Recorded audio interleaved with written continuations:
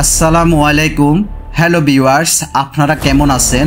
আশা করছি সবাই ভালো আছেন। ছোটবেলায় ইতিহাস বইয়ের পাতায় আমরা একবার হলেও জাপানের হিরোশিমা ও নাগাসাকিতে আমেরিকার বোমা হামলার কথা পড়েছি, যা বিশ্বের ইতিহাসে ভয়ঙ্কর এক কালো অধ্যায় হিসেবে পরিচিত। এই ভয়ঙ্কর ঘটনাটি এখন শুধু স্মৃতি হয়ে আছে, যে স্মৃতির কথা মনে পড়লে বিশ্ববাসীর চোখে পানি চলে আসে। চলুন আজ সেই স্মৃতির কিছু ভয়ঙ্কর ঘটনা আলোচনা করি। সেই 1945 সালের 6 আগস্ট সকালে যুক্তরাষ্ট্রের বিমান বাহিনী জাপানের হিরোশিমা শহরের উপর লিটল বয় নামের নিউক্লিয় বোমা ফেলে এবং এর 3 দিন পর নাগাসাকি শহরের উপর ফ্যাটম্যান নামের আরেকটি নিউক্লিয় বোমার বিস্ফোরণ ঘটায়।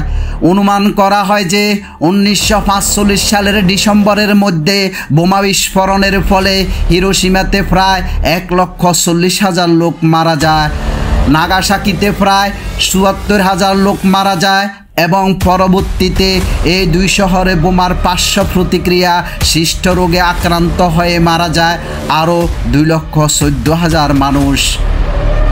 শিম্বুন এর করা হিসাব অনুযায়ী বোমার প্রতিক্রিয়া সৃষ্ট রোগসমূহের উপর হাসপাতাল থেকে পাওয়া তথ্য গণনা করে হিরোশিমা 2,73,000 এবং নাগাসাকিতে 1,35,000 লোকের মৃত্যু ঘটে।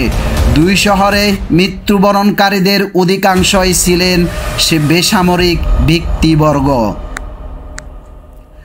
জাপান আত্মসমর্পণের পেছনে এই বোমাবর্ষণের ভূমিকা এবং এর প্রতিক্রিয়া ও যৌক্তিকতা নিয়ে প্রচুর বিতর্ক হয়েছে। যুক্তরাষ্ট্রের ভেতরে অধিকাংশের ধারণা এই বোমাবর্ষণের ফলে যুদ্ধ অনেক মাস আগেই সমাপ্ত হয়, যার ফলে পূর্ব পরিকল্পিত জাপান আক্রমণ সংগঠিত হলে উভয় পক্ষের যে বিপুল প্রাণহানি হতো তা আর বাস্তবে ঘটেনি। অন্যদিকে জাপানের সাধারণ জনগণ মনে করে এই বোমাবর্ষণ অপ্রয়োজনীয় ছিল, কেননা জাপানের বেসামরিক নেতৃত্ব যুদ্ধ থামানোর জন্য গোপনে কাজ করে যাচ্ছিল।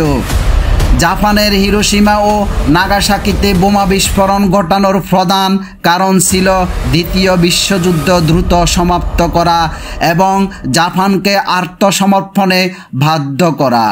যুক্তরাষ্ট্র মনে করেছিল যে একটি শক্তিশালী ও ধ্বংসাত্মক আক্রমণ জাপানের মনোবল ভেঙে দেবে এবং তাদেরকে আত্মসমর্পণের জন্য বাধ্য করবে। এছাড়াও এই বোমা হামলার আরেকটি উদ্দেশ্য ছিল সোভিয়েত ইউনিয়নের প্রতি শক্তি প্রদর্শন করা, যাতে যুদ্ধ পরবর্তী সময়ে যুক্তরাষ্ট্রের কৌশলগত প্রভাব বৃদ্ধি পায়। হিরোশিমা ও নাগাসাকিতে পারমাণবিক বোমা বিস্ফোরণের ক্ষেত্রে সরাসরি কোনো দেশ সমর্থন দেয়নি। এই বোমা বিস্ফোরণগুলি 1945 সালের আগস্ট মাসে মার্কিন যুক্তরাষ্ট্র কর্তৃক পরিচালিত হয়েছিল এবং এটি দ্বিতীয় বিশ্বযুদ্ধের সময় ঘটে।